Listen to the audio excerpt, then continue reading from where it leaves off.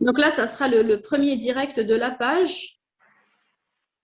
Donc, c'est le tout premier. Et avec vous, donc c'est vraiment parfait.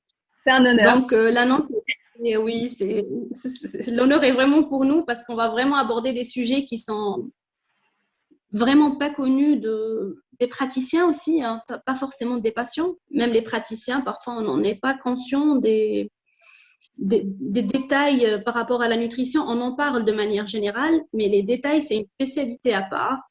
Et c'est une grande chance de vous avoir parmi nous aujourd'hui. Donc, vraiment, merci.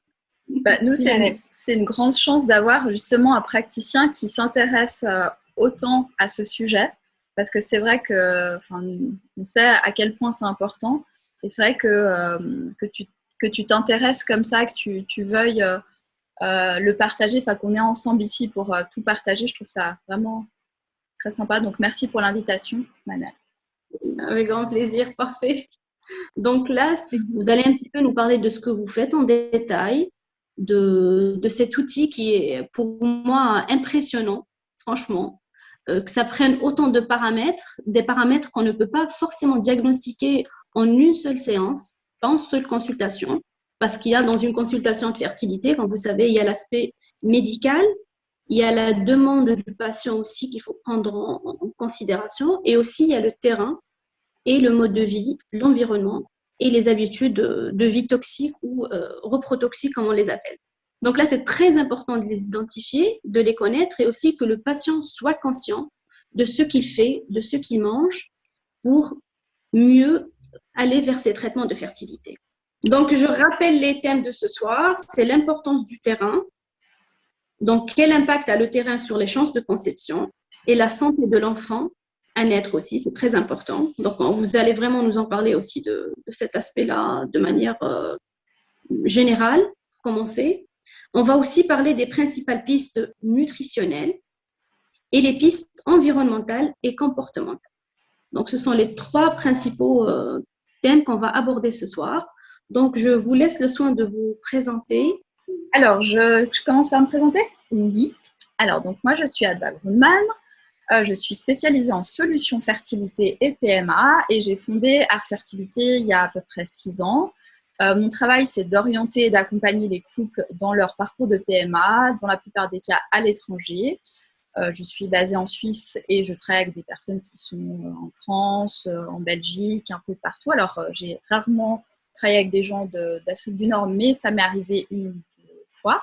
J'ai 2 enfants et j'ai eu un parcours de PMA qui m'a fait accompagner d'autres personnes.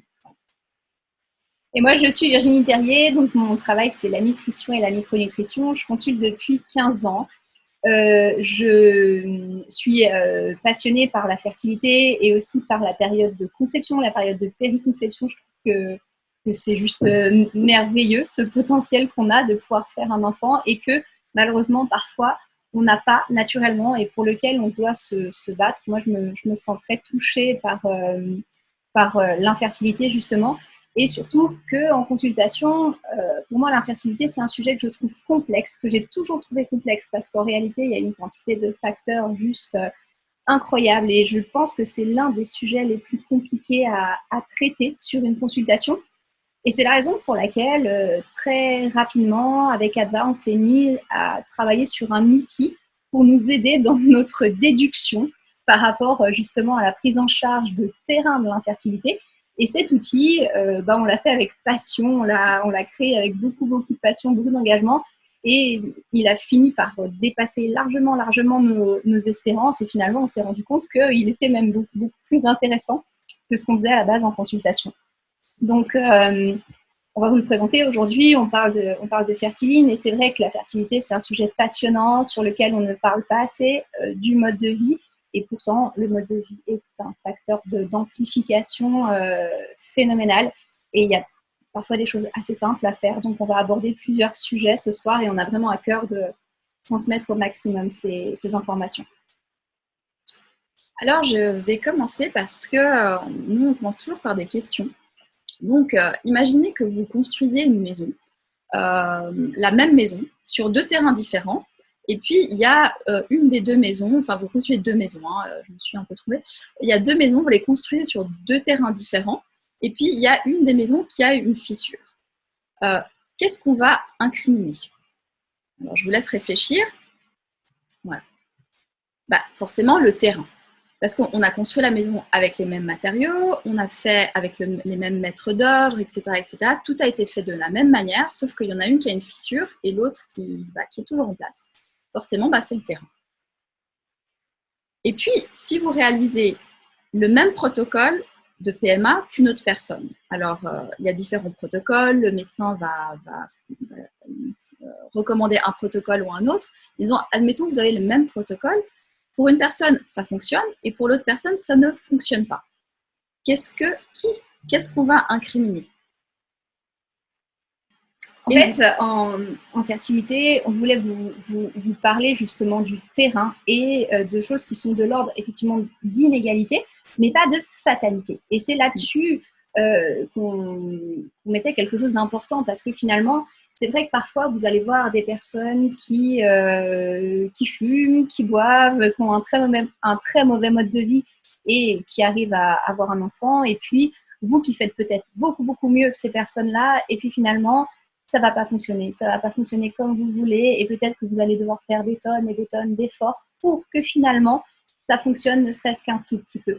Donc, il y a une réalité, c'est que en termes de fertilité, il y a une inégalité qui n'est pas incontournable, qui n'est pas irréversible, et on est là aussi pour vous y sensibiliser ce soir. Et l'inégalité, elle est à différents points. Il y a un point aujourd'hui qu'on connaît très bien, qu'on connaît de mieux en mieux, qui s'appelle l'épigénétique. C'est-à-dire qu'en fait, votre génétique, ça vous connaissez, c'est le matériel dont vous héritez, en fait, c'est votre génome. Et ce génome, qui est comme une partition de musique, finalement, ça, c'est la partition. Mais cette partition, elle va s'exprimer plus ou moins fort, avec une mélodie un petit peu différente. Et ça, c'est ce qu'on appelle l'épigénétique. Donc, votre génétique est fixe, mais en fait, votre environnement, c'est-à-dire, par exemple, le fait de manger bien, le fait de trop fumer, de boire, je sais pas, de consommer des toxiques, d'être exposé à des perturbateurs endocriniens, d'avoir des mutations aussi parfois génétiques. Il y a plein de facteurs qui vont moduler l'interprétation de votre partition génétique. Et aujourd'hui, on sait que dans l'infertilité, il y a de très profonds facteurs d'ordre épigénétique. Pour simplifier un petit peu, pour que vous compreniez mieux le concept d'épigénétique et puis aussi le concept de terrain en général, moi j'assimile souvent la conception, la grossesse, la préconception au fait de devoir faire une épreuve inhabituelle. Donc quand vous allez vous rapprocher d'une grossesse, d'une conception, vous allez devoir surmonter une épreuve qui est inhabituelle pour un organisme. Une grossesse, c'est supra-physiologique. C'est au-delà de votre physiologie. C'est comme un espèce de marathon, hein, un peu, finalement. Et vous n'iriez pas sur la ligne de départ d'un marathon sans avoir jamais couru de votre vie. Seulement, pour surmonter cette épreuve inhabituelle, vous n'avez pas tous le même sac. Et ça, c'est ce qu'on appelle l'épigénétique. C'est-à-dire que certaines personnes vont aller devant cette grossesse avec un sac qui est plutôt léger, c'est-à-dire avec une épigénétique qui est favorable. Et puis pour d'autres, le sac sera plutôt lourd et du coup, l'épigénétique sera défavorable. Et puis, là-dessus, il peut y avoir des facteurs environnementaux. Par exemple, si vous êtes en train de faire votre épreuve, vous avez un sac très lourd et qui se met à pleuvoir, votre sac va devenir de plus en plus lourd.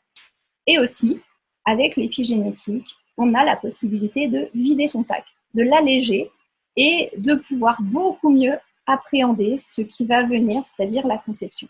Donc l'épigénétique, c'est une expression de votre génome qui est modulable, sur laquelle nous, on travaille énormément parce que que ce soit Adva qui a vécu un parcours d'infertilité ou moi qui accompagne depuis 15 ans maintenant des couples en situation d'infertilité, il y a une chose qu'on a du mal à tolérer, c'est l'aspect fatalité. Ça ne va pas du tout. Donc c'est vrai qu'il y a peut-être des prédispositions, mais ne pensons pas fatalité. Partout dans votre mode de vie, vous avez des leviers et nous, ce qui nous intéresse, c'est de lever, d'activer ces leviers et de pouvoir faire en sorte que ça active votre fertilité. De trouver des solutions en fait qui vont pouvoir vous aider à aller de l'avant, des solutions qui sont propres à vous. Oui, personnalisées. On va vous expliquer. Donc, on va parler du terrain. L'épigénétique, c'est un facteur de terrain, mais ce n'est pas le seul. C'est un facteur qu'on prend en compte parce qu'il est très important. Mais on va parler du terrain. Et quand on a constitué Fertiline avec Adva, moi, ça faisait déjà des années que j'accompagnais des couples en situation d'infertilité. Adva avait pris énormément de renseignements, fait un énorme travail sur son propre terrain, justement pour réussir dans son protocole de PMA. Donc, on était déjà très renseignés sur le sujet toutes les deux, mais on avait encore des interrogations. On s'est dit particulièrement, mais finalement, est-ce qu'il y a des différences entre les couples qui sont en situation d'infertilité et les couples qui ne sont pas face à une situation d'infertilité? Quand on a créé Fertiline, on a commencé à créer des questionnaires. Et ces questionnaires, on les a fait tester à des couples en situation d'infertilité et à des couples qui n'avaient pas de problème de fertilité. Et puis, on a regroupé les scores et on a regardé sur quel point on avait des différences. On a comparé ça avec des études scientifiques aussi, des choses qui sont connues, alors qui sont connues sur le plan scientifique, mais peut-être par une centaine de scientifiques, mais peut-être qui n'ont pas été encore jusqu'à vous. Donc, c'est pour ça qu'on veut vous les exposer aussi. Et c'est vrai qu'on a tiré des choses très, très pertinentes de ces questionnaires et qu'on s'est dit finalement, ce qui crée une situation d'infertilité et un terrain qui n'est pas favorable à une fertilité, c'est un cumul de facteurs. C'est vraiment un cumul de facteurs et ça ne veut pas dire que vous faites n'importe quoi. Ça ne veut pas dire que vous avez un mauvais mode de vie. Ça ne veut pas dire que vous serez des mauvais parents. Ça veut juste dire qu'il y a un cumul de carences parfois qui va générer de l'infertilité, qu'il y a un cumul de facteurs à la fois hérités sur le plan épigénétique qui est amplifié par le mode de vie, mais une alimentation saine en fertilité ne suffit pas parce que nous, les éléments qu'on a repérés sont des éléments qui peuvent être présents chez une personne qui mange très sainement ou chez une personne qui ne mange pas très sainement, en fait. Et on voulait vous parler de ces éléments-là parce que là où on a vu le plus de différences entre les couples qui sont en situation d'infertilité, donc hommes, femmes confondus, et les couples qui n'avaient aucun problème de conception, et ben, c'était par exemple sur la qualité des graisses qu'ils mangeaient. Parce qu'en fait, on peut manger des bonnes graisses au niveau gustatif et puis même au niveau qualitatif, mais c'est peut-être pas les bonnes graisses pour la fertilité. On va en parler juste après. On va parler de l'iode aussi. En fait, l'iode, c'est un minéral, c'est un peu le minéral oublié de la fertilité. D'ailleurs, c'est assez aberrant parce que dans la plupart des nouveaux compléments alimentaires fertilité, c'est-à-dire des compléments alimentaires qui contiennent des molécules un peu plus modernes, un peu plus performantes, et ben comme par hasard, on oublie l'iode. Et pourtant, c'est un fondement très, très important. Et ça, l'iode, c'est pas en fonction de est-ce qu'on mange sainement ou est-ce qu'on mange pas sainement. Ça dépend beaucoup des sols sur lesquels sont cultivés les légumes et les fruits que vous mangez. Alors, c'est vrai que si vous avez la chance d'être très proche de la mer et de manger des légumes ou des fruits qui sont cultivés proche de la mer, probablement qu'il y a beaucoup d'iode dedans. Si vous mangez des algues, bon, c'est très très bien aussi. Mais effectivement, si vous êtes dans une zone où vous mangez des produits qui sont cultivés dans les terres, ben, probablement que vous allez être déficitaire en iode. Aujourd'hui, alors je ne connais pas forcément les chiffres partout, mais aujourd'hui, si on se base, nous, sur le bassin genevois où on habite, on a plus de 90% des femmes qui sont carencées en iode. Donc, c'est pas rien, c'est pas une toute petite partie de la population. Certaines études ont même été faites, alors je ne sais plus dans quel pays, il me semble que c'était au Japon ou en Chine, je ne sais plus. Et là, pareil, ils trouvaient les mêmes chiffres, plus de 90%. Donc, aujourd'hui, la carence en iode, c'est pas quelque chose, c'est une chose dont on ne parle pas beaucoup en fertilité. Pourtant, c'est quelque chose de très fréquent. C'est très dangereux de lancer une grossesse en étant carencé en iode parce que ce que vous devez savoir aussi, c'est que quand vous êtes enceinte, eh bien, votre fœtus n'a pas de thyroïde jusqu'aux 20 semaines d'aménorrhée. Donc, c'est-à-dire que vous restez quand même très, très longtemps de grossesse, quasiment plus de la moitié en fait, de la grossesse, avec un bébé qui n'a pas encore de thyroïde fonctionnelle. Donc, c'est votre thyroïde qui assume tout le développement du fœtus, de votre bébé. Et pour que votre thyroïde fonctionne, il faut un niveau d'iode qui soit vraiment suffisant. Donc, l'iode, c'est un élément clé dans la fertilité et pour la conception et pour la grossesse aussi.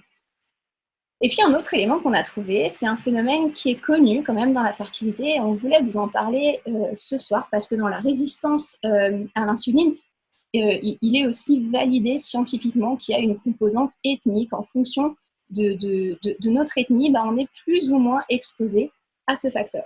Et ce qu'on sait très très fortement, c'est qu'en Afrique du Nord, il y a une très très grosse proportion de résistance à l'insuline. Non seulement probablement sur le plan génétique, épigénétique, mais il n'y a pas que ça. Il y a aussi des facteurs de mode de vie, dans le type d'huile utilisée, dans la quantité de consommation de sucre aussi. Alors pourquoi on a choisi de vous parler de ces 3 pistes? D'une part parce qu'elles sont très fréquentes, parce qu'en plus ce sont des pistes en termes de fertilité qui sont valables et chez la femme et chez l'homme, que c'est facile à moduler, entre guillemets, ça demande toujours des efforts, quels que soient les aménagements du mode de vie. C'est encore faisable, c'est des stratégies qu'on peut faire. C'est réalisable. Et puis surtout, ces pistes-là ont été nos premières observations de terrain, les premières choses sur lesquelles on a agi. Aujourd'hui, Fertiline est devenue une grosse machine sur laquelle on analyse énormément de paramètres. On prend en compte plus de 1000 paramètres aujourd'hui sur nos questionnaires. Du coup, c'est très, très pointu. Et là, on vous parle de 3 observations sur les 1000 paramètres qu'on va étudier. Mais ce sont des pistes qui sont vraiment très sérieuses et qui sont assez faciles à changer dans le mode de vie. Alors, les acides gras, pour commencer par la première, ça, c'est vraiment un gros combat dans la fertilité. Les graisses de la fertilité sont les oméga 3. Et là, il n'y a plus aucun doute là-dessus. Toutes les études le montrent. Pour améliorer sa fertilité, il faut avoir une alimentation riche en oméga 3. Alors, on ne parle pas que d'oméga 3, mais on parle d'un équilibre. En fait, on a 2 types de graisses qui conditionnent l'équilibre hormonal. D'une part, des graisses qu'on appelle les oméga 6 et d'autre part, les graisses qu'on appelle les oméga 3. Et en fait, ce qui s'est passé dans ces dernières 100 années à peu près, on a eu de grosses révolutions au niveau de l'agriculture. Les animaux se sont mis à manger différemment. Aujourd'hui, on a une alimentation qui est beaucoup plus riche en oméga 6, beaucoup trop riche en oméga 6, et on ne consomme pas assez d'oméga 3. En fait, les oméga 3 sont anti-inflammatoires, les oméga 6 sont pro-inflammatoires. Les oméga 3 favorisent plutôt un bon équilibre hormonal et les oméga 6 ont tendance à déséquilibrer les hormones. Donc, vous comprendrez vraiment que cet équilibre est très, très important dans le cadre de la fertilité parce qu'en fait, il va conditionner l'équilibre entre les œstrogènes et la progestérone. Donc, les œstrogènes, c'est les hormones qui font maturer en fait vos ovocytes et qui font pousser votre endomètre. Et la progestérone, c'est l'hormone de la grossesse et de l'implantation. C'est elle qui va vasculariser l'endomètre. Donc, en fait, il faut un équilibre vraiment très, très adapté pour qu'une conception soit possible parce que votre endomètre ne doit pas être trop petit, ne doit pas être trop gros, il ne doit pas être sous-vascularisé, il ne doit pas être hyper-vascularisé non plus. Donc, l'équilibre, il est fin. Et cet équilibre, votre organisme sait le faire à partir du moment où il a le matériel pour le faire. Le matériel pour le faire, c'est les bonnes graisses en équilibre. Donc, ces graisses et cet équilibre au niveau des graisses, ça va conditionner l'efficacité du cycle. Aujourd'hui, ce qu'on redoute, et une des plus grosses problématiques en fertilité, c'est les cycles non ovulatoires. Il y a beaucoup de femmes, et notamment quand on a des résistances à l'insuline, on va souvent voir des cycles qui ne sont pas ovulatoires. L'équilibre entre les oméga 3 et les oméga 6 est très important pour justement l'équilibre du cycle. Cet équilibre est important pour la maturation des ovocytes et aussi pour l'implantation et la vascularisation de votre endomètre. Je vous disais, les oméga 6 ils sont plutôt pro-inflammatoires et ils vont plutôt avoir tendance à trop pousser les œstrogènes. Donc, si vous avez déjà un terrain très œstrogénique, c'est-à-dire si vous avez tendance, par exemple, à faire des hyperstimulations, dans ce cas-là, il faut vraiment calmer les oméga 6. Les oméga 3, eux, ils ont un rôle plutôt anti-inflammatoire et ils vont plutôt améliorer la production de progestérone. Et la progestérone, vous le savez, si vous êtes en PMA, c'est des ovules qu'on vous donne une fois que le transfert a eu lieu. Et bien, cette progestérone, c'est l'hormone de l'implantation, c'est l'hormone qui flambe quand on est enceinte, qui se met à un niveau très, très élevé pour justement favoriser la vascularisation de votre endomètre, favoriser les échanges sanguins et la nutrition de votre embryon, puis ensuite de votre fœtus. En fait, ce qu'il veut dire aussi, c'est que même si les œstrogènes ou la progestérone sont donnés de manière artificielle pendant une PMA, ils sont très importants, en fait, ceux qu'on produit nous naturellement. C'est pour ça que c'est important d'accompagner sa PMA pour que son corps soit favorable à tous ces processus. Ça, c'est tout à fait vrai, parce que on peut parfois se dire, mais en fait, c'est pas grave si je produis pas vraiment un super bon taux de progestérone, parce que de toute façon, j'ai mes ovules de progestérone. Mais il faut bien savoir qu'une hormone, elle se colle sur un récepteur qui est votre récepteur, et vous n'aurez jamais une hormone aussi efficace que celle que vous produisez vous-même. Donc, de compléter une hormone, c'est bien. Par contre, celle que vous allez produire vous, ça, c'est de l'hormone en or. Vraiment. Donc, on va essayer au maximum de pousser l'organisme dans son propre potentiel, d'optimiser le potentiel de son propre organisme au lieu de tout le temps substituer. Ça ne veut pas dire qu'il ne faut pas substituer, mais la substitution ne doit pas vous empêcher d'essayer d'augmenter votre propre potentiel. Donc, finalement, en fertilité, on commence à savoir de plus en plus que les oméga-3 sont importants. Et moi, il y a une erreur que je vois beaucoup. C'est des personnes qui me disent « Ah, mais de toute façon, les oméga-3, c'est bon, je prends des gélules. » Et là, je leur dis « Oulala, attendez, vous prenez des gélules. Déjà, vous prenez des gélules de quoi ? Ah, bah, je prends des oméga-3, 6, 9. » Ok, donc ça ne sert à rien. Vous pouvez les jeter à la poubelle. Ça n'a aucun intérêt parce que l'idée, c'est de travailler un ratio entre les oméga-3 et les oméga-6. Si vous prenez des oméga-3 et des oméga-6 ensemble, vous ne travaillez pas votre ratio. Ça n'a aucun intérêt. Donc, quel type de gélules vous prenez? Est-ce qu'elles sont labellisées? Est-ce qu'elles sont garanties sans métaux lourds? Est-ce qu'elles sont garanties non oxydées? Et surtout, ce qui nous intéresse, c'est le ratio oméga-6, oméga-3. Si vous prenez des gélules d'oméga-3, mais que vous avez toujours trop d'oméga-6 dans votre alimentation, trop de viande, trop d'huile de tournesol, de l'huile d'arachide, des graines de sésame, de l'huile de sésame dans tous les sens, ça ne sert à rien de prendre des gélules d'oméga-3. Il faut déjà commencer à abaisser vos oméga-6 et monter vos oméga-3 dans votre assiette tous les jours. Et là, c'est très pertinent de prendre des gélules en plus pour amener des oméga-3 spécifiques. Et est-ce que de prendre une complémentation, c'est suffisant pour améliorer l'équilibre hormonal et l'implantation? Non. Ce qu'il faut faire, c'est vraiment travailler l'équilibre. Et c'est pour ça que nous, on n'est pas du tout anti-compléments alimentaires. La preuve en est, c'est que dans les programmes, on conseille des compléments alimentaires, parfois 1, parfois 2, parfois 10, en fonction des terrains. Ça dépend vraiment de la personne. On n'est pas du tout anti-compléments alimentaires. On est même pour, à partir du moment où on amène de la qualité et où on ne commence pas à donner des compléments là où l'alimentation peut faire le travail.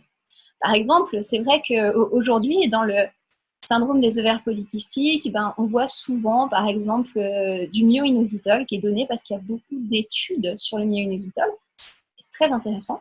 Il ne faut pas oublier que le myo-inositol, c'est une fibre qui est dérivée du son d'avoine. Le son d'avoine, ça coûte à peu près 3 € le kilo. Et on vous vend des sachets de myo-inositol à, je ne sais pas, 60 € par mois. Donc, à un moment donné, moi, j'aurais presque envie de dire, mettez plein de son d'avoine dans ce que vous mangez, puis vous verrez, vous allez avoir un apport en myo-inositol naturel. Et puis, en plus de ça, l'avoine, il augmente le statut hormonal. Et donc, du coup, c'est beaucoup plus complet, beaucoup plus intéressant. Et nous, c'est vraiment notre mode de raisonnement. D'abord la base, et ensuite, on complémente. Alors, les oméga-3, on fait quoi? Tout simplement, comme on disait, il faut baisser les oméga-6, augmenter les oméga-3. Donc, on travaille sur un ratio, sur un équilibre. Et très basiquement, les oméga-6, c'est assez simple. Vous allez les trouver dans les huiles de tournesol, de pépins de raisin, dans les graines de courge, dans le sésame, dans la cacahuète qui est bourrée d'oméga-6. Donc, tous ces aliments-là, on va essayer de les atténuer. Et par contre, on va aller mettre beaucoup d'oméga-3. Donc, les oméga-3, c'est l'huile de colza, c'est les noix, les cerneaux de noix, les noix fraîches que vous cassez, que vous mangez comme ça. C'est les amandes, les noisettes. Alors, ça, je pense que c'est des choses qui sont assez faciles à trouver, que vous pouvez facilement enrichir vos assiettes en ces éléments-là. Aussi, les petits poissons gras, les sardines, les maquereaux, ces petits poissons, déjà, ce sont des poissons qui sont les moins chers et les meilleurs pour la santé. Ils sont tout petits, donc ils sont moins toxiques. Ils n'ont quasiment pas de métaux lourds, finalement, par rapport à un gros poisson comme le saumon ou le thon, qui sont des poissons aujourd'hui particulièrement toxiques. Et puis, il y a des graines qui sont bourrées d'oméga 3, les graines de lin, les graines de chia, les graines de chanvre. Ça, c'est vraiment de l'or pour les oméga 3. Donc, l'idée, c'est vraiment de limiter tout ce qui va être source d'oméga 6 et vraiment d'aller augmenter toutes les sources d'oméga 3. Et ça, c'est du quotidien, à savoir que pour améliorer un équilibre hormonal, la qualité d'un ovocyte, c'est à peu près, et même la qualité des spermatozoïdes, on parle de 3 à 6 mois de changement d'attitude alimentaire.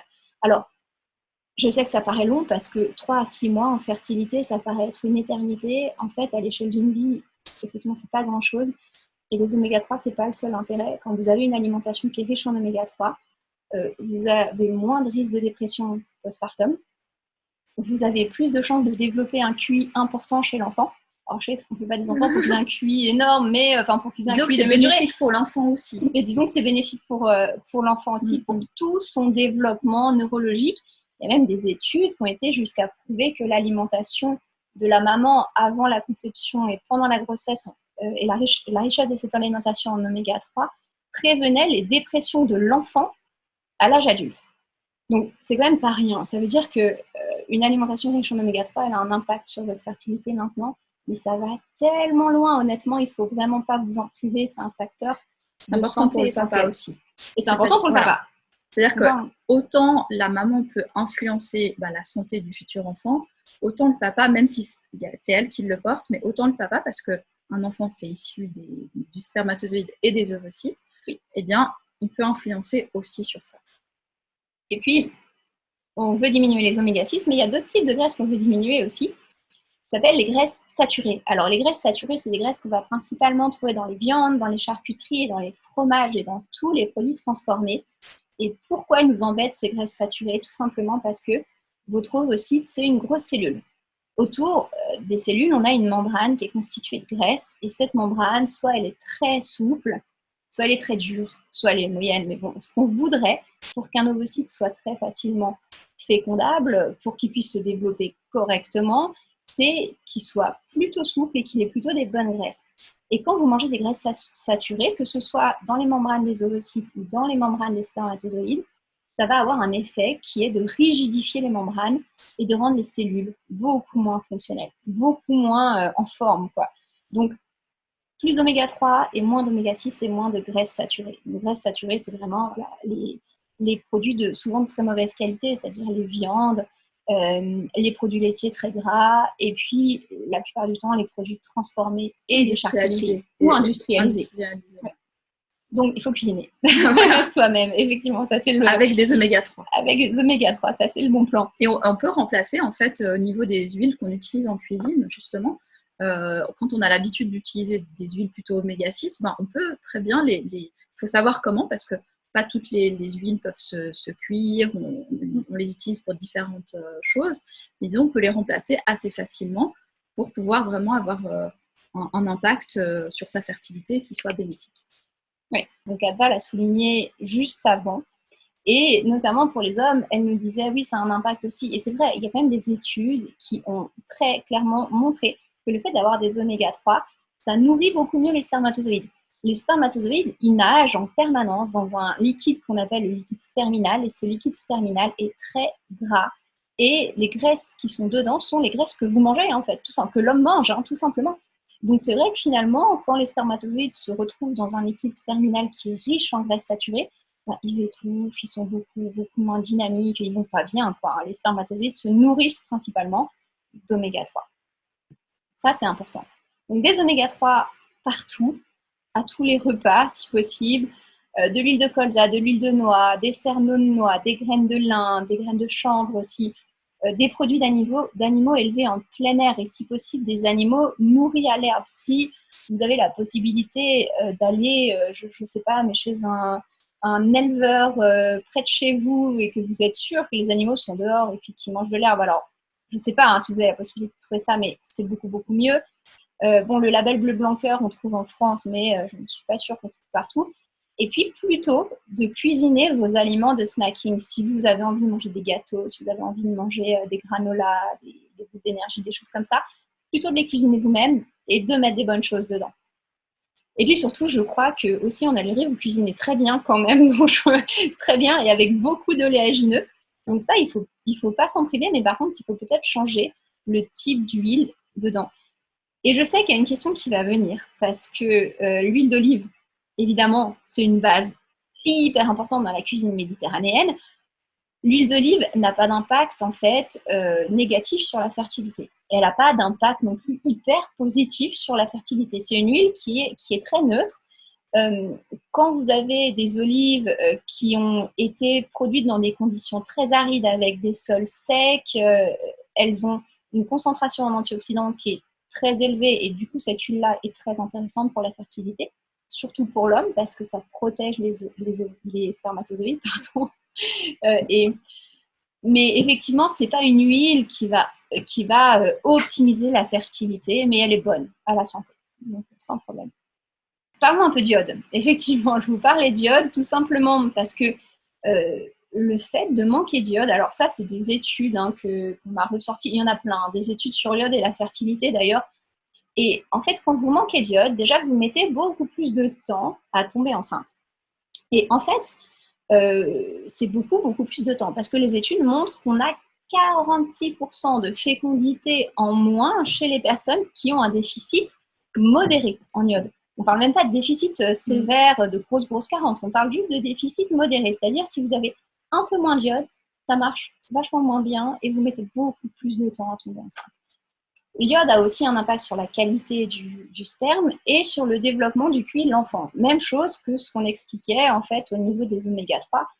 Quand vous manquez de micronutriments ou que vous apportez des micronutriments en plus, évidemment, ça ne va pas avoir un intérêt que pour votre fertilité, ça va avoir un intérêt pour le développement de l'enfant. D'ailleurs, on pourrait très bien être un peu réducteur dans notre façon de penser. Moi, je me dis souvent, finalement, on a besoin d'oméga 3, on a besoin d'iode pour qu'un enfant développe toutes ses fonctions.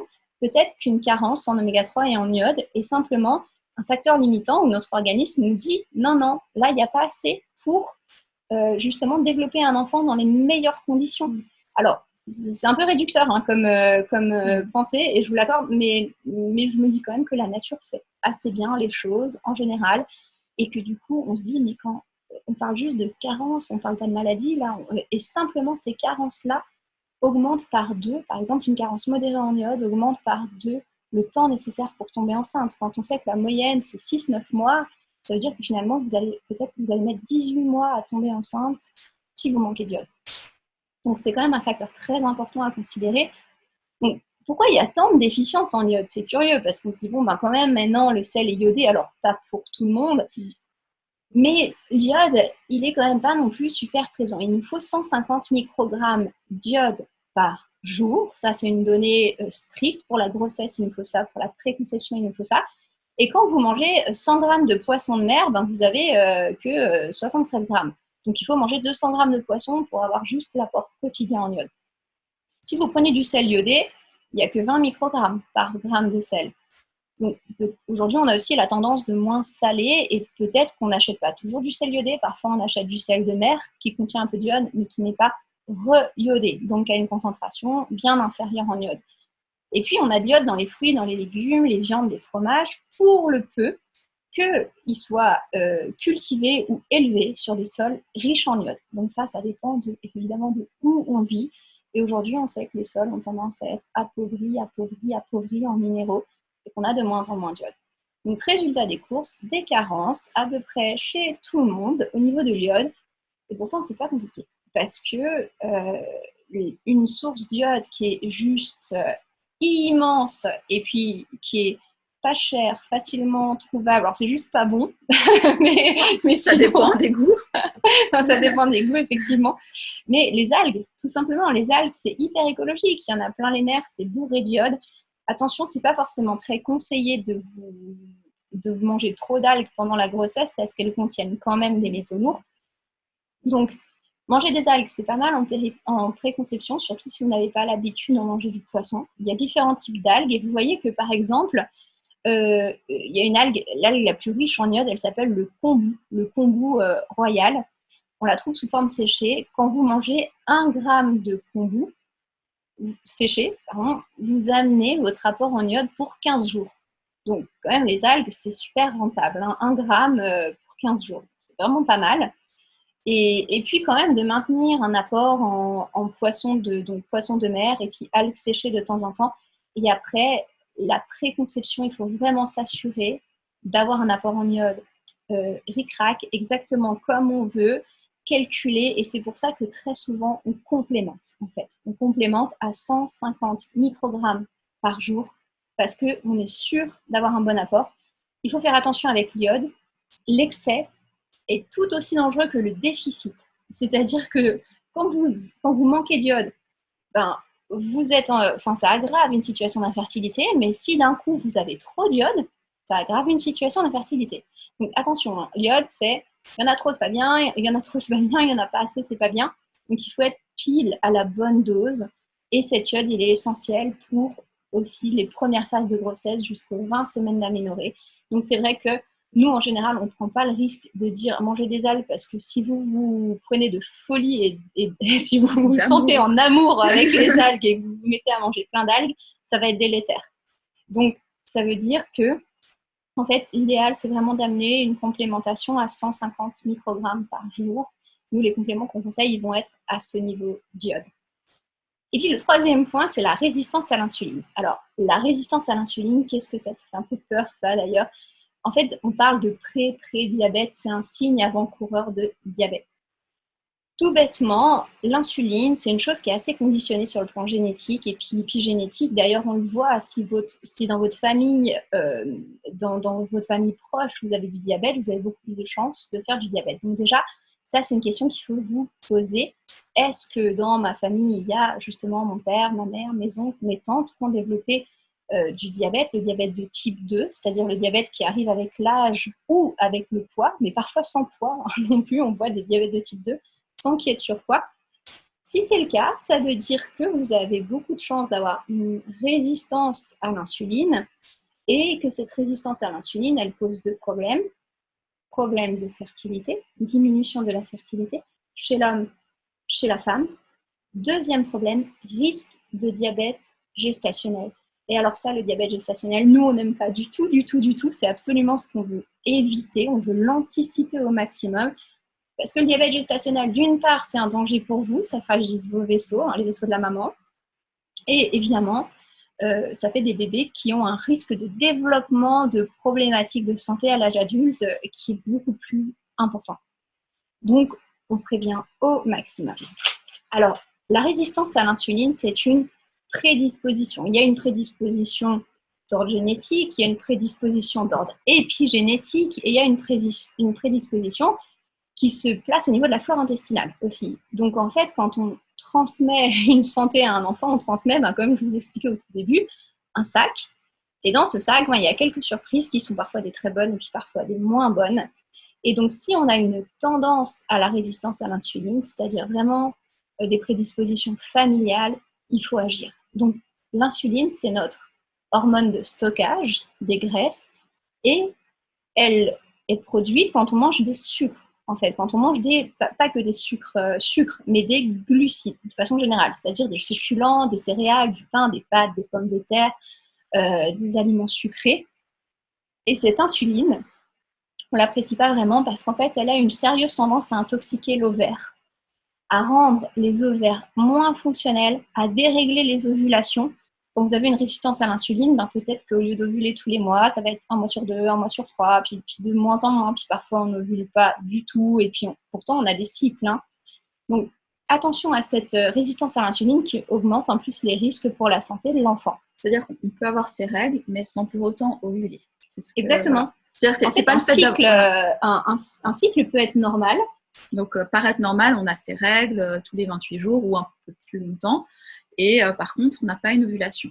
Du coup, évidemment, naturellement, quand il n'y a pas d'ovulation, on ne peut pas tomber enceinte naturellement. Il faut déclencher l'ovulation. C'est aussi le travail de la PMA, c'est le travail de votre gynécologue de comprendre le contexte, de vous aider à déclencher les choses.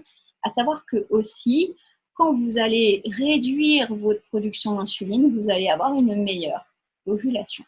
Donc, il y a quand même une chose qui est très importante. Si vous avez dans votre famille des antécédents de surpoids, d'obésité, de diabète, d'hypertension, de cholestérol, tout ça, ça évoque quand même une prédisposition à une résistance à l'insuline. Si vous-même, vous avez tendance à prendre du poids facilement, quand on est résistant à l'insuline, on prend du poids facilement et on a du mal à en perdre. En général, quand on essaie d'en perdre, d'ailleurs, ça ne marche pas. Donc, c'est pour ça que c'est traître, hein, parce que finalement, là, l'idée, c'est d'essayer de réduire le poids et de le stabiliser, ça, évidemment, pour faciliter le fonctionnement de l'ovaire. Par contre, on va évidemment réduire les glucides, pour ça, l'apport en glucides, et il faut faire très attention à ne pas tomber non plus dans le sans glucides, parce que moi, je vois aussi des attitudes qu'on appelle les keto diet, par exemple, qui sont des régimes dans lesquels on n'a plus du tout de glucides. Et il faut savoir que vous produisez quand même une molécule dans le corps qui s'appelle le coenzyme Q10, et ce coenzyme Q10 est dépendant des glucides. Donc, trop de glucides, résistance à l'insuline, pas assez de glucides, risque de carence en coenzyme Q10. Donc, il faut être au bon endroit. C'est un peu ça l'idée. Alors, c'est vrai que, par exemple, nous, ça a été un vrai casse-tête, hein, l'insuline. Quand on a créé les programmes Fertiline, on s'est vraiment cassé la tête avec ça pour se dire quels sont les signes, comment on repère une personne qui a une prédisposition à une résistance à l'insuline, comment on gère ça sans abaisser le coenzyme Q10, parce que si on abaisse le coenzyme Q10, on gagne effectivement au niveau de la résistance à l'insuline et en termes d'ovulation aussi en termes d'ovulation et de cycle, mais par contre, on va perdre en qualité ovocytaire. Donc, en fait, il a vraiment fallu trouver le bon équilibre. Et aujourd'hui, c'est vrai que c'est très rigolo parce que dans les premiers utilisateurs des programmes, on a même un couple qui a perdu tellement de poids, qui était effectivement dans un phénomène de résistance à l'insuline, les deux. Ils ont perdu tellement de poids qu'ils ont racheté le programme pour leurs parents qui ne sont pas du tout dans des objectifs de fertilité, mais simplement pour qu'ils puissent perdre du poids. Donc, avec Adva, on a trouvé ça rigolo, quoi, parce que finalement, l'objectif de nos programmes, ça n'a jamais été de se focaliser sur la perte de poids, c'est de se focaliser sur les facteurs d'optimisation de la fertilité. Mais en fait, en voulant tout optimiser, finalement, évidemment, naturellement, on perd du poids et on remet le terrain à l'équilibre. En fait, nous, l'objectif, c'est de remettre le terrain de chaque personne de façon individuelle à son état d'équilibre. Et l'état d'équilibre pour la fertilité, souvent, c'est un état où le poids est à peu près normal parce que trop de poids, trop de graisse, c'est pas bon, mais pas assez de poids, pas assez de masse grasse, c'est pas bon non plus. Là, il faut souvent être dans les clous, en fait, quelque part. Et pour arriver au bon équilibre, ça dépend aussi du terrain de base. C'est-à-dire que pour une personne, arriver à l'équilibre, ça va demander certaines choses, et pour une autre, ça va demander d'autres choses. Donc, c'est pour ça que c'est très important d'avoir une approche individualisée, personnalisée, parce que une chose qui va être bien pour une personne, va pas forcément l'être pour une autre. Exactement. Donc, on évite les attitudes type keto diet qui sont vraiment trop extrêmes en termes de restriction glucidique. Et si on doit vraiment se restreindre en glucides, dans ce cas, il faut penser à se complémenter en coenzyme Q10 parce qu'on voit aussi des femmes qui partent d'un surpoids très, très important, qui font une énorme perte de poids et puis qui se retrouvent en insuffisance ovarienne. Et là, on se dit, mais quelle bêtise, parce que finalement, la personne a fait énormément d'efforts pour améliorer son état de santé. Bravo, c'est génial. Mais par contre, du coup, on a échangé un problème contre un autre problème. Et ça, c'est absolument ce qu'on veut éviter de faire. Donc, l'objectif. Et c'est pour ça que la fertilité, c'est complexe. Et que même nous, en consultation, on doit se tourmenter l'esprit pour trouver les bonnes pistes. Et aujourd'hui, les questionnaires Fertiline, eux, ils trient tout seuls. Donc, c'est vraiment absolument génial parce qu'on voit exactement là où on doit agir et on est sûr d'aller dans le bon sens. Ça, c'est déjà très bien. Donc, moins de glucides et puis surtout de privilégier des glucides qui ont des index glycémiques bas, c'est-à-dire qui sont très fibreux. Aussi de prendre l'habitude peut-être d'ajouter du son d'avoine dans vos assiettes, d'ajouter des fibres, d'augmenter la quantité de fibres dans vos aliments. Donc, en bref, ce qu'on a vu, c'est plus de graisse, mais beaucoup de qualité au niveau des graisses, plus de poissons pour l'iode, mais aussi parce que le poisson a un effet intéressant sur la flore intestinale, contrairement à la viande qui a un effet qui est beaucoup moins bon, éventuellement plus d'algues, moins d'animaux mal élevés, plutôt des animaux bien élevés en fait, et surtout des glucides à charge glycémique basse avec surtout pas de restrictions trop drastiques. Il y a d'autres facteurs qui sont aussi essentiels dans la fertilité. Il y a la vitamine D, le magnésium, les antioxydants, ça c'est super important. Donc il faut en amener. Et puis, c'est vrai que dans la fertilité, on a des pathologies qui sont associées à la fertilité. Dans ces pathologies, on a l'endométriose, qui est une pathologie plutôt inflammatoire, immunitaire, le syndrome des ovaires polykystiques, qui est une pathologie liée à la résistance à l'insuline. Hein. Ça va avec. On n'a pas de SOPK sans résistance à l'insuline. C'est aussi une pathologie qui est liée au déséquilibre hormonal et qui a une composante génétique très très forte. Et on a l'insuffisance ovarienne, qui est un peu le trou noir, parce qu'on commence à avoir certaines pistes intéressantes sur l'insuffisance ovarienne précoce, des pistes immunitaires par exemple, des pistes nutritionnelles, et ça c'est très intéressant. Mais ce qu'il faut comprendre, c'est que pour chaque pathologie, il y a des indications et des conseils spécifiques, mais ça dépend aussi de votre terrain. Parce que finalement, si vous avez une endométriose, on ne va pas la traiter de la même façon si vous avez par exemple un excès de stress ou des signes de déséquilibre au niveau des œstrogènes que si vous avez un sous-poids avec un déficit de masse grasse. Donc en fait, il faut tenir compte de qui vous êtes, de ce que vous êtes pour pouvoir traiter cette pathologie, pouvoir l'améliorer en fait. Et ce qu'il faut comprendre, c'est que vous n'êtes pas une maladie. Alors moi, je déteste classer les gens en maladie. Je déteste ça. Vous voyez, par exemple, dire, ah, bah voilà, cette personne-là, son problème de fertilité, c'est que l'endométriose. Cette personne-là, son problème, c'est que le SOPK. Non, non. Vous n'êtes pas une maladie, vous êtes une personne, vous avez un terrain. Et la maladie est une des composantes de votre terrain ou une des conséquences de votre terrain. La maladie, c'est une conséquence. C'est un marqueur du dérèglement. C'est un marqueur de rupture d'équilibre, en quelque sorte. Mais ce n'est pas ce qui vous définit. Hein, et la preuve en est qu'on arrive très bien à calmer complètement les endométrioses. On n'enlève pas le tissu endométrial, ça c'est sûr, mais on arrive très bien à mettre son activité au repos. On arrive à canaliser complètement des syndromes des ovaires polykystiques avec le mode de vie. Et on arrive aussi à avoir des grossesses sur des insuffisances ovariennes. Donc, c'est pour ça qu'il ne faut pas considérer la pathologie comme une fatalité, il faut la considérer comme un facteur, comme une conséquence et comme un super indicateur de ce que fait votre organisme et de ce qu'il fait comme déséquilibre en fait. Donc, il y a d'autres pistes aussi que nous, on exploite beaucoup dans les programmes. On ne peut pas parler de tout ce soir parce que, comme je vous ai dit, dans le programme, on évalue 1000 facteurs, que ce soit le stress, le sommeil, l'activité physique, l'exposition aux perturbateurs endocriniens. C'est un facteur clé. Hein.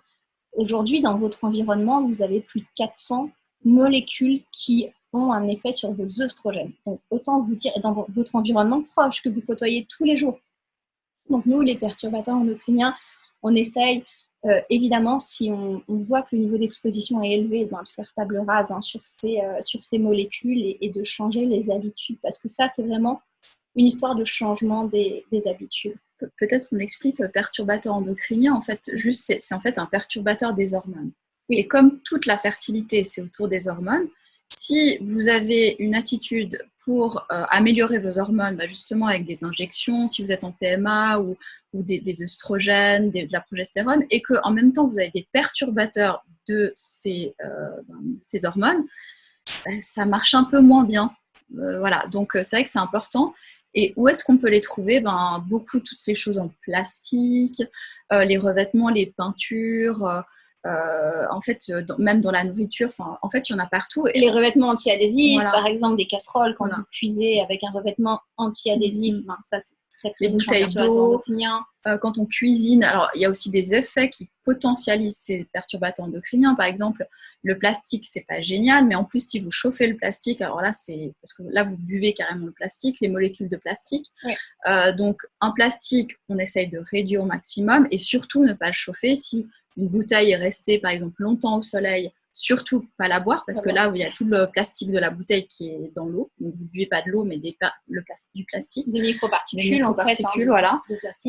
Donc voilà, c'est des choses qu'on doit apprendre à faire. Il y a des petits gestes qu'on peut faire au quotidien pour réduire son exposition et du coup favoriser ses hormones. Tout ce qu'on va faire en amont avec la nutrition, la complémentation, etc., on ne va pas le casser avec les perturbateurs endocriniens, on va faire du favorable. Et puis même sur les perturbateurs endocriniens, pour pousser le vice un peu loin, nous quand on a créé les programmes, on a regardé tous les compléments de fertilité qui existaient sur le marché. Et il existe même, à notre grande surprise, des compléments qui visent la conception, même la grossesse, qui contiennent des nanoparticules qui sont des puissants perturbateurs endocriniens. Et là, c'est une aberration totale parce qu'on vise la fertilité et on a des produits fertilité qui sont dangereux pour la fertilité. Donc, attention effectivement à ce qu'on prend, ça c'est quand même vraiment, il faut quand même vraiment faire table rase au maximum sur ces perturbateurs endocriniens. Alors, combien de temps il faut se préparer? On en a déjà parlé. C'est vrai changer ses attitudes, on ne peut pas. Alors déjà, il faut un petit moment d'adaptation. En plus, les changements, ils ne se répercutent pas tout de suite sur notre corps. Donc, grosso modo, il faut se dire qu'il faut entre 3 à 6 mois avant une conception pour vraiment avoir un impact déjà sur son projet de conception. Par exemple, si vous avez un traitement de FIV et que vous voulez vraiment améliorer son succès, c'est vrai que c'est mieux de prévoir 3 à 6 mois avant de commencer avec une attitude de terrain, donc ce qu'on vous parlera après, et d'avoir ça tout au long de la stimulation et encore après, parce que tout ça, c'est des bonnes choses aussi pendant la grossesse, pour l'enfant, pour vous. Enfin, c'est que des bons conseils, c'est de la santé aussi. On travaille sur la santé. Maintenant, si vous avez moins que 3 mois devant vous, alors nous, on a vu aussi des gens qui, même en effectuant les programmes pendant 3 semaines avant la conception, arrivaient quand même à avoir un impact parce que, alors ça dépend aussi de quel est le problème. Suivant le problème, on pourra, si c'est une qualité des spermatozoïdes, on sait que malheureusement il faut minimum 3 mois pour régler une qualité de spermatozoïdes. Mais si c'est des facteurs immunitaires, des choses comme ça, on peut les régler plus rapidement. Et du coup, ça vaut la peine de commencer dès que vous pouvez un changement et de manière personnalisée parce qu'on est tous différents en fait. Et puis aussi, ce qu'il faut dire, je pense, ce qui est très intéressant, c'est que parfois, on n'arrive pas à tout changer d'un coup. Parfois, on va changer que certaines choses ou parfois, on va avoir une grossesse qui démarre alors qu'on a l'impression de ne pas avoir changé depuis suffisamment longtemps. Nous, très souvent, les couples qui ont des grossesses qui démarrent, qui réussissent un protocole de PMA alors qu'avant, c'était moins le cas ou comme ça, et finalement, ce sont des couples qui ont fait des changements et qui n'ont pas encore une alimentation optimale, mais qui ont gagné du terrain. Il ne suffit pas de tout renverser puis d'arriver à quelque chose de parfait. Il suffit juste de gagner du terrain. Parfois, une amélioration de 10%, 15%, 20%, et c'est ça qui va faire la différence. C'est ça qui va peser dans la balance et qui va faire que votre protocole de PMA, qui est un protocole millimétré, qui est un protocole vraiment supra-physiologique et encourageant pour votre fertilité, ce protocole va avoir tout son potentiel parce que vous aurez un terrain à l'équilibre. C'est ça qui est important, c'est vraiment de vous dire, on essaie de gagner du terrain de plus en plus. Et on n'attend pas que ce soit idéal pour repartir sur un protocole. Alors, justement, qu'est-ce que c'est Fertiline? On a déjà un petit peu parlé, mais juste pour récapituler un peu, en fait, c'est des programmes qui sont intelligents. C'est des programmes qui se font en ligne et de manière personnalisée. C'est-à-dire que c'est des programmes qu'on va pouvoir faire seul de son côté, que vous soyez, on a même des utilisateurs qui se trouvent à l'autre bout de la planète. On peut les faire de partout. Ils sont personnalisés parce qu'ils sont basés sur un algorithme intelligent, c'est-à-dire que vous allez répondre à plus de 200 questions et basé sur vos réponses, où on va vraiment analyser tous les facteurs qui peuvent influencer votre fertilité, eh bien, on va vous donner des recommandations personnalisées pour améliorer votre terrain et donc, comme on a dit, pour vous aider à devenir plus fertile et en meilleure santé. On va parler justement de la nutrition, de la complémentation, de la gestion du stress, des effets du stress, pas du stress, parce que des conséquences du stress, parce que gérer un stress, ça peut être plus stressant. Enlever un stress, ça on ne fait pas encore. On n'est pas des magiciennes, mais par contre, la gestion des effets du stress, des conséquences du stress, les toxiques, le bien-être, l'activité physique aussi qui est très important. On vous explique pourquoi et comment. Et les perturbateurs endocriniens, on va vous expliquer en fait où il y en a, comment les attitudes à avoir pour diminuer son exposition, tout ça, voilà. Et nos programmes sont basés sur une expérience cumulée de 100 ans de spécialistes. On s'est associé avec des médecins de la reproduction, nutritionnistes, pédiatres, des consultants de PMA, aussi des psychologues, psychocliniciennes, biologistes, etc. Donc, c'est vraiment une approche à 360 degrés, c'est-à-dire on va prendre en compte tous les aspects qui sont importants pour la fertilité. On a aussi sur notre site, et là je vous invite vraiment à y aller, c'était pour ça que je disais au début de la présentation que c'était important que vous laissiez votre adresse, que vous vous inscriviez, on remettra l'adresse avec Manel de notre site, parce qu'on a un test, un bilan gratuit sur notre site qui s'appelle le Fertile Score. Et en fait, là, avec ce Fertile Score, on teste son potentiel d'amélioration de son terrain. Parce que notre but, c'est pas de vous faire des changements de terrain si le terrain il est déjà bon. Donc là, on va vraiment analyser comment on a construit ce test. On a pris en fait on vous a dit qu'on avait fait des tests sur des personnes qui étaient fertiles, qui avaient pu avoir des enfants relativement facilement, et des gens qui avaient du mal à avoir des enfants. Et on a vu qu'il y avait des grosses différences dans leurs réponses. On a repris toutes ces questions où les réponses étaient si différentes, et ça nous fait un petit score, un petit test qui vous permet de voir où il y a des choses, où il y a des attitudes, vraiment les attitudes clés qui pourraient vous permettre d'améliorer votre fertilité.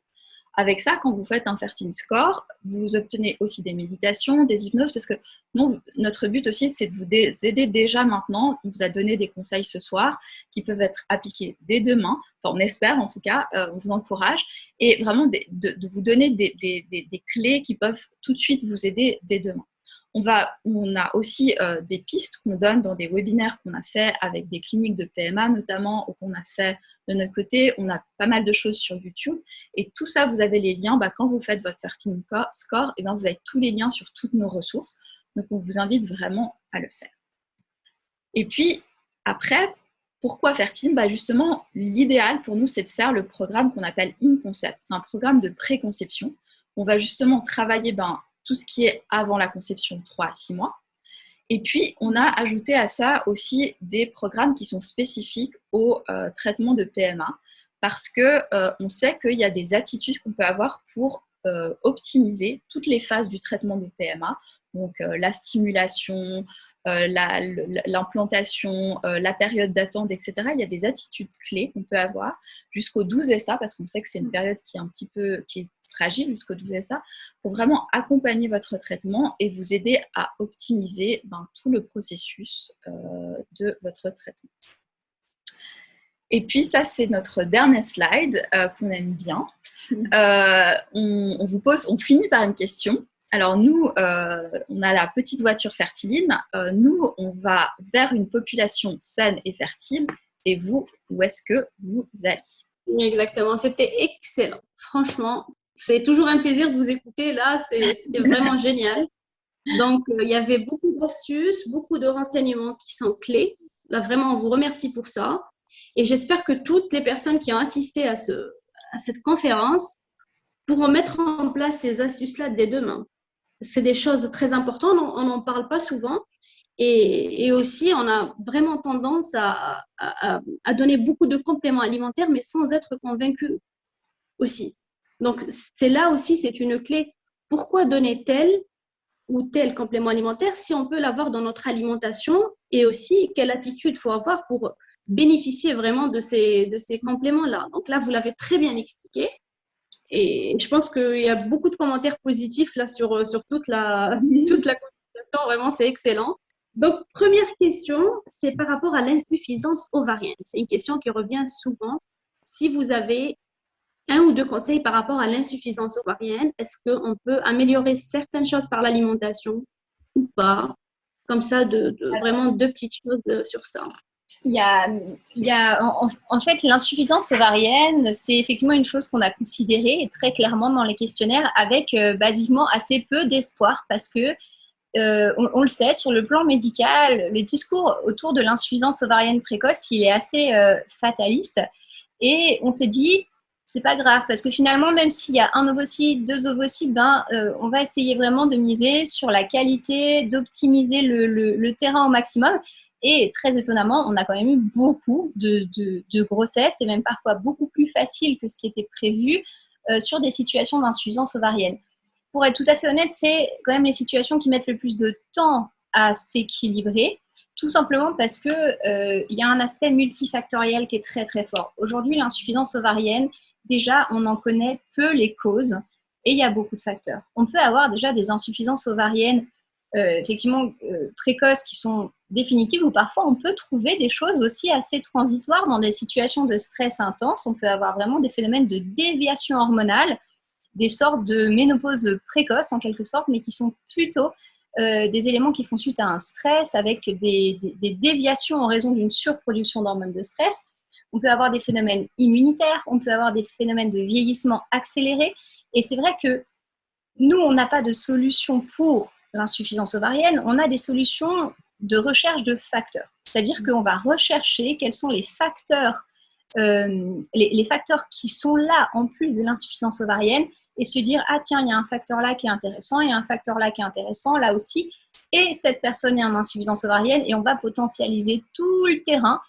Et c'est vrai que médicalement, ce serait faux de dire qu'on a amélioré des situations d'insuffisance ovarienne. Dans la réalité, on a l'impression que c'est ce qui s'est produit sur pas mal de cas.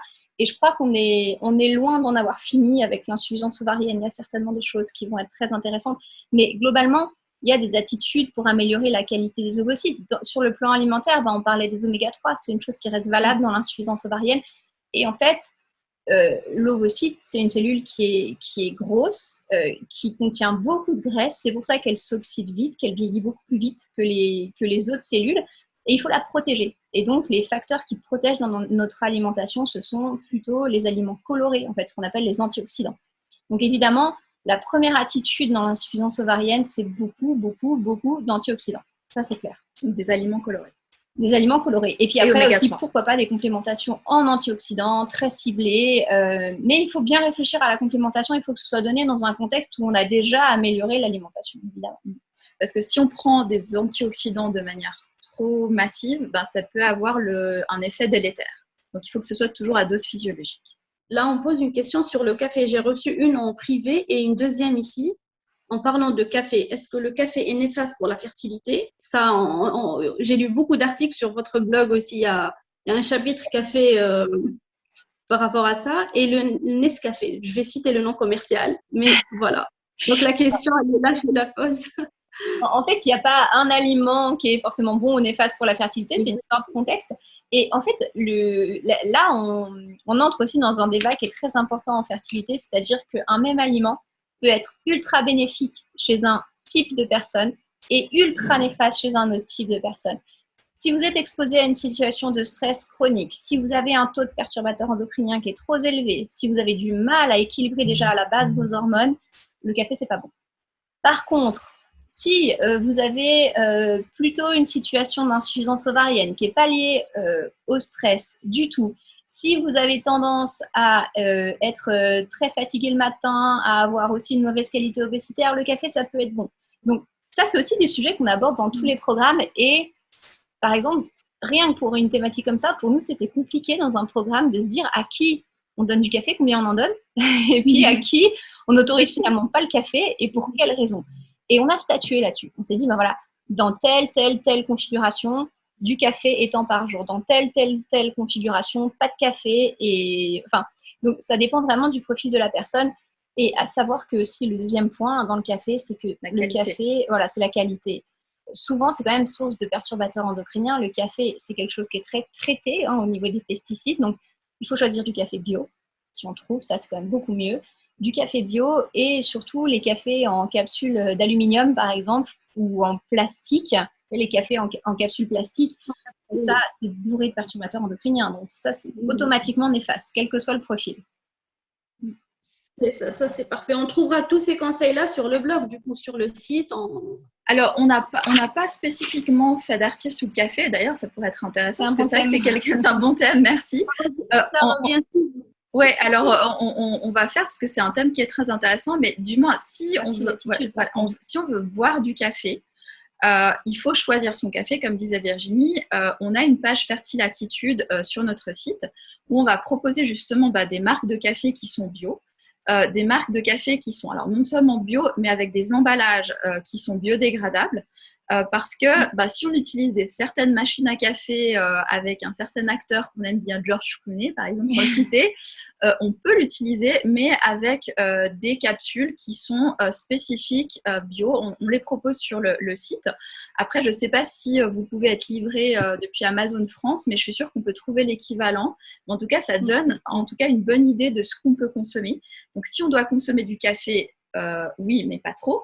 Un petit peu ce qu'on peut retenir. Oui. Plutôt en début de journée qu'à la fin. Oui.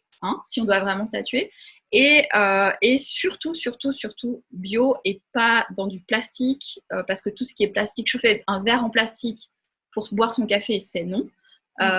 Peut-être essayer de le boire sans sucre aussi, puisqu'on parlait de la résistance à l'insuline. Donc s'habituer, je parle de connaissance parce que personnellement, je pouvais pas imaginer de boire mon café sans sucre, et pourtant maintenant, je peux pas le boire avec du sucre. Donc toutes les choses peuvent être changées. Et ça, c'est surtout cette attitude-là qui peut être néfaste à la fertilité. Oui. C'est parfait. Encore deux petites choses, on va dire deux mots si c'est possible sur l'inositol. Vous en avez parlé, je n'avais pas une idée très claire par rapport à l'inositol parce que ça, c'est un peu le complément alimentaire à la mode ces derniers temps. Donc, on en voit partout. Mais vous avez dit quelque chose de très intéressant tout à l'heure, si on peut revenir dessus. Vraiment, oui.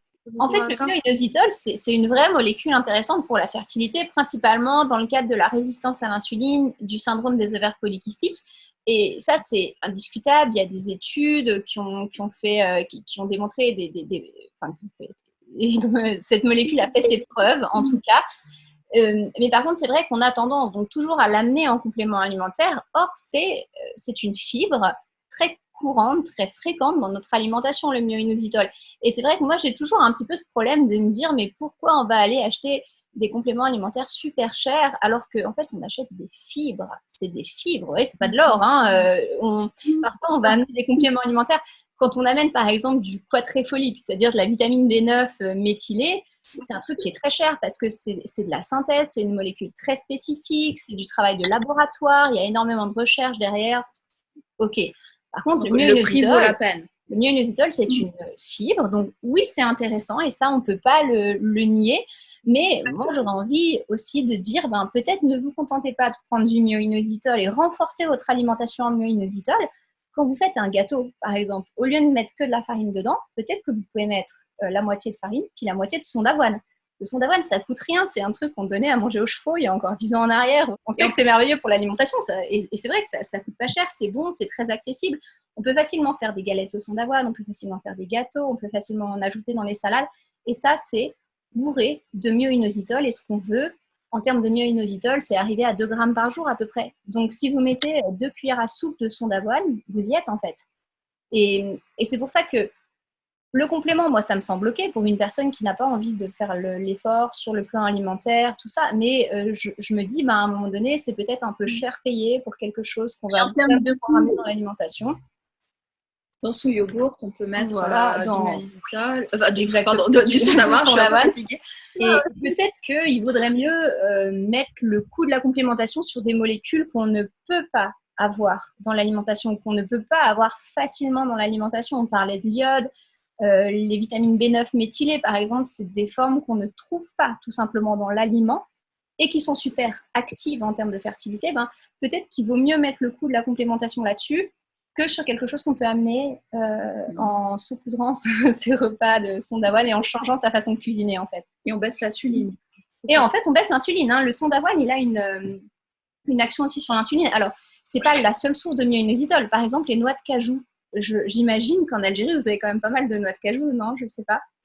Pas forcément. C'est plus les cacahuètes. Je vais rebondir sur ça. C'est par rapport aux cacahuètes. Nous, on consomme, généralement, quand je pose des questions aux patients, c'est plus les cacahuètes qui reviennent souvent. Donc, vous en avez déjà parlé dans le webinaire précédent et je sais que c'est pas vraiment conseillé. Donc, un petit mot sur ça, ça serait vraiment génial. Alors, la cacahuète, c'est la bête noire de la fertilité. Effectivement, quand je dis la bête noire, pour les hommes et les femmes. Oui, voilà, mais tout est une question de ratio. Et c'est vrai que la cacahuète contient un acide gras qui s'appelle l'acide arachidonique. Et cet acide gras est l'acide gras le plus pro-inflammatoire. Et on sait que si on veut implanter un embryon, le développer, il y a bien une chose qu'on ne doit pas avoir en excès, c'est l'inflammation. Donc, c'est sûr que la cacahuète, c'est un vrai déséquilibrant du ratio oméga-6, oméga-3. Et effectivement, ça génère beaucoup d'inflammation.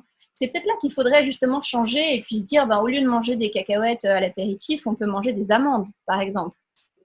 Et puis peut-être que ça n'a pas le même attrait gustatif, mais on peut très bien, par exemple, les imbiber avec un petit peu d'huile d'olive et puis du curry, du curcuma. On les fait chauffer à basse température au four, puis ça vous fait des amandes hyper bonnes, épicées. Et c'est là-dessus qu'on doit changer, qu'on doit vraiment changer les habitudes en fait. Et c'est vrai que l'excès de cacahuètes, c'est très très néfaste à la fertilité. C'est très néfaste au poids. En fait, d'avoir trop d'oméga-6, ça nous prédispose à être en surpoids. Et ça prédispose l'enfant à être en surpoids, en fait. Donc, vaut mieux pas trop forcer, effectivement, sur les cacahuètes. Oui, exactement. Donc, on a bien fait de poser cette question parce que là, j'avais appris ça dans votre dernier webinaire, du coup. J'avais très bien écouté et là, j'entends des cacahuètes. Je me suis dit, la prochaine fois, je pose la question pour nos abonnés. C'est vrai, la cacahuète, c'est néfaste, effectivement. C'était vraiment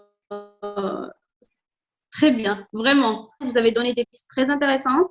Vous avez donné une présentation qui était très, très claire. Donc, franchement, je vous remercie pour ça. Merci à toi, Manel, Et on attendra après.